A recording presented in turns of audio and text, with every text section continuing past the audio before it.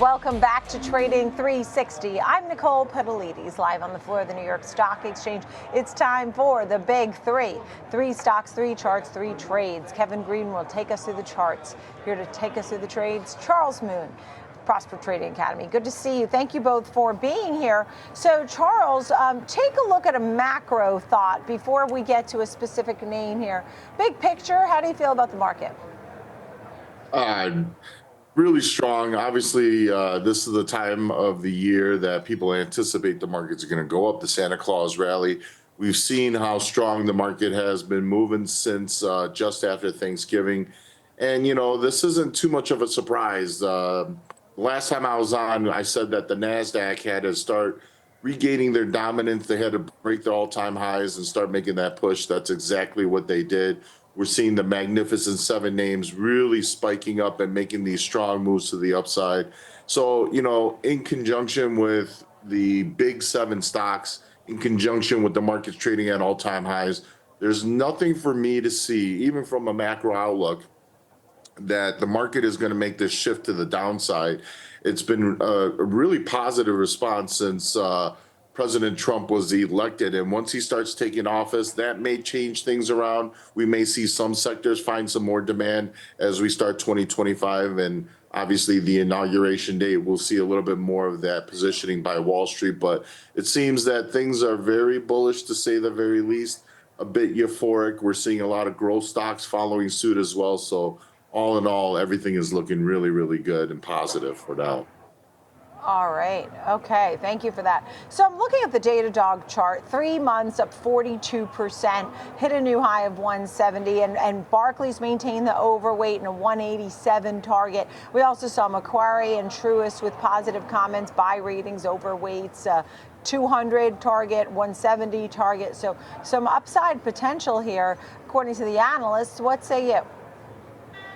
Yeah, and that's exactly right. One of the things that we don't talk enough about in respect to the AI growth play is really how these cloud companies and cybersecurity companies, which are pretty much one and the same, they're married to the hip, that they're going to be beneficiaries of this growth aspect. So once we start seeing companies, start integrating more AI services, especially in the enterprise services, we're going to see a lot more demand for cloud. And certainly this is where names like Datadog, Snowflake, Mongo really come into play. Datadog has made a really explosive run over this last month.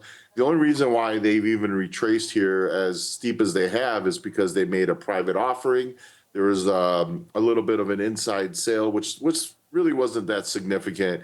And more importantly, they've been able to maintain above a key psychological level of 150.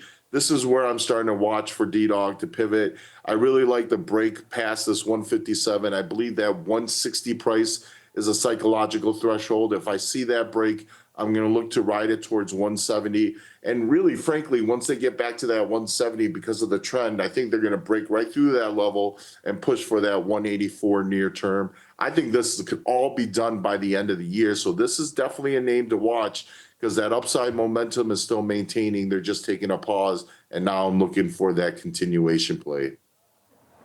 Yeah, understood. All right. Yeah, we did hit that high. We pulled back. You mentioned the private offering that they're announcing, right? They're doing that. They want to, via convertible debt, aiming for corporate expansion, some debt repurchase. Kevin, some of your thoughts on the charts?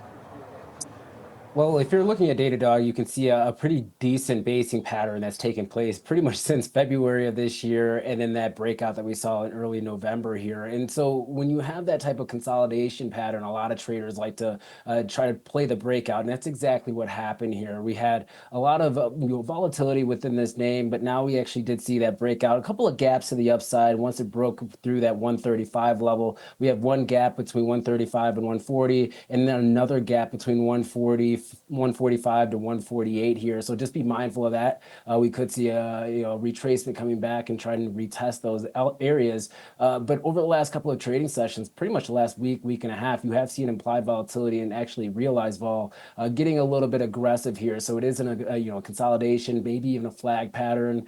You are starting to see some volume really try to fill out here, because once again, we had that gap to the upside here, and a lot of that volume over the last year has been traded below that 130 line. So So if you are going to see a pullback, 151 is going to be your first area of support. Next one's going to be 140, and then looking at 135 here, Nicole, a breakout, try to get above that 170, and then above 170, you're looking at about a 185 price level here. This is a decent chart. Maybe it's run a little bit too far too fast in the near term here, but I could see the case why Charles has a bullish take on the name here. Last thing, MACD is actually crossing in a bearish formation, still above the zero line, but that's something to be mindful of. RSI is also making lower highs as well. So that's just something to be on the radar for the bears out there, but this is a really good trend for right now. All right, Kevin, thank you for those charts. Final thoughts here, Charles, on this name. Yeah, we've seen the semiconductors really be the darling of the AI play in 2024. For me, this is where I'm looking at 2025, especially with these names like Datadog, Snowflake. You could even add Palantir to that basket. So, as we start seeing demand pivoting towards more value as opposed to chasing after these highs, these are the stocks that become extremely attractive. Datadog has incredible upside, great momentum. I'm looking for some more follow through. All right, next up we look at Celsius. We've had the CEO on so many times. The stock was a real darling. It ran up to nearly $100, but since then, a very tough time of it. In fact, over 6 months, let's say down about 50%. So Charles, is this opportunity or more selling ahead? Yeah, I rarely look for bottoms on stocks, but, as the saying goes, buy low, sell high, right? And this is a great value play. They're starting to show a lot of signs of life. They're recovering above short-term moving averages, finding acceptance above these levels, which really means that demand is starting to pick up either from the retail side or from Wall Street or both. And, this is very similar to other names that have bottomed out, names like CrowdStrike after they had that huge fallout, Lululemon, Ulta. These were great names, great performers that got really crushed to the downside, and then now they started to pivot and rally back up. So Celsius is showing very similar signs. There are two key thresholds. The most important one is $36. I feel that once we break that $36 level, that really draws in a little bit more buyer demand, but that could start initiating what would be a short-term squeeze. Now, I'm not thinking the stocks can go parabolic, but there's a lot of room for the stock to maneuver from 36 up to their 200-day moving average around 54. So that's really that profit pocket I'm looking to play. I'm looking for that breakout above 36. I'm looking for it to hold. And if we really hold that level, we know that demand is coming in near term. It should be an easy route to $50. It's rare that you're going to find stocks at this price to move up to that level very, very quickly. I wouldn't necessarily jump into it now. Patience is going to be a virtue on this name, but once it starts showing that very visual sign to the markets that they're trying to move, it could draw a lot of interest very, very quickly. So I'm just watching for that breakout through that 36 level. Okay, yeah, and I know you were watching even levels of 50 and above, that it could even see that kind of breakout. Kevin?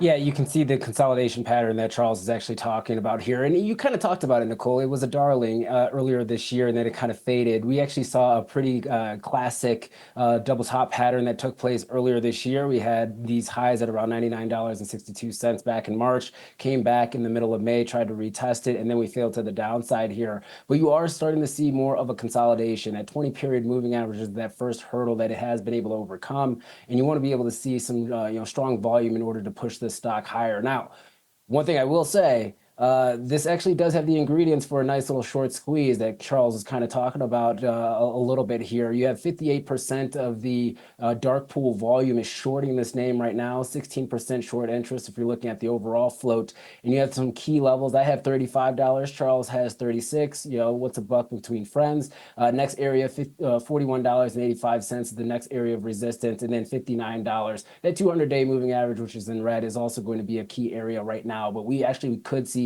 a decent little volume void between $34 and around $41 and some change here. And you also have this bearish divergence that's been developing on the RSI since August, basically making higher lows, which is actually something really good that kind of gives you a little bit more of the notion that we may have a coiled spring. And the MACD is trying to move above that zero line, 12 above the 26. Nicole, this is one of those risk-reward trades that you look at and say, how much could it go lower? It could go lower, but how much could it go higher here? And could you get others to see some of that enthusiasm based on the technicals, and I would say that could be the case here. Yeah, and they've had that big deal for distribution around the world with, I think it was Pepsi. Coke? Pepsi. Anyway, Pepsi. They had the big, and it was Pepsi, right? And they got the best distribution deal. They got the best spaces on the shelves, and that put them to the next level, but it certainly has fallen off. Charles, let's get to the last one. Last but not least, you're looking at Shopify, which is up 50% this year. There's been a lot of high hopes for the shoppers, too, and a name like Shopify gaining in popularity. Some of your thoughts? Yeah, what I've noticed so far, especially over the last few months, is that a lot of these darling, growth stocks that we saw making just tremendous moves just a few years ago, they've been devastated over the last few years, but they're starting to come back to life. So this is very similar to like DDOG, where it really started basing out, started breaking out, and started getting through these threshold levels that they've been getting stuck underneath. And now they're in the thralls of this huge breakout through this $100 price level. Big gap up from earnings. They've been able to maintain that gap space. Going back, a couple of years, now we're targeting up towards this 145 price. So there's this huge profit pocket without much technical resistance between the $100 price hold and 145. We're almost halfway through that level. We've seen stocks like Coin, DoorDash, countless others that have made this move, and this is really where we're starting to see the retail darlings starting to become retail darlings again. Now, I'm not so sure that Shopify is going to get to 145 anytime soon, but the trajectory says that it will be sooner than later. And as of right now, they've been able to maintain even their shorter term moving averages. If they break through this 120.72, is just only signaling to the fact that they are making that push for 145. I just love the opportunity in this name. I just want to ride that wave up to that level, and perhaps even higher. The stock has been really under the radar. It's not been talked about a lot, but it's quietly been making a lot of noise over this last few months. Right, understood. Okay, look, Kevin, what do you think about this name here? As Charles is noting, the demand is there, it's apparent. Some of your thoughts?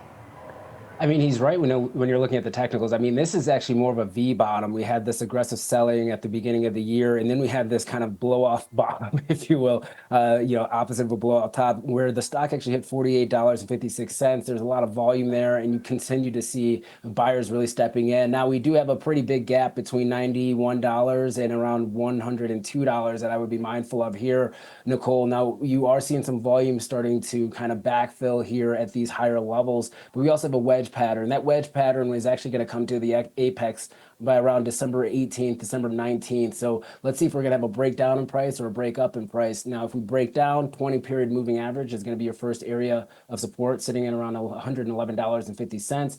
Next area is going to be 103. That's the top end of that gap. We fill that gap and move to the downside. Next area is going to be around $90. And so MACD, which is at the bottom there, has been a really good indicator for this name. When we see the crosses, we see buyers stepping in. And when we see the bearish crosses, we actually do see sellers stepping in. Now, you can kind of see we just had a bearish cross here. And if past performance is going to be the same as future results, which is not always going to be the case, I would suspect maybe a little bit of a pullback or a consolidation before the stock tries to move higher.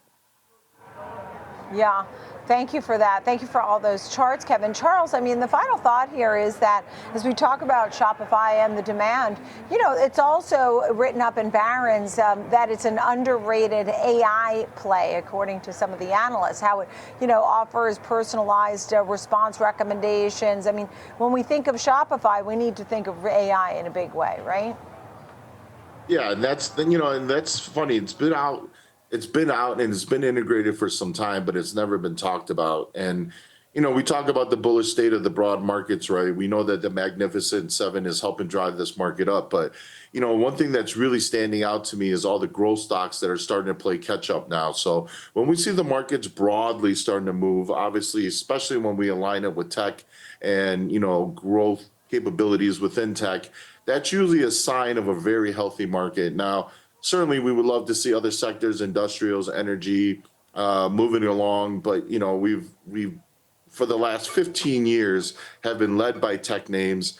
That's not going to change anytime soon. And again, if we're seeing these growth stocks following suit, we know that we're in the thralls of a pretty darn good bullish market. All right, Charles Moon, Prosper Trading Academy, and Kevin Green there on the charts. Thank you both for the big three today, where we looked at Datadog, Celsius, and Shopify.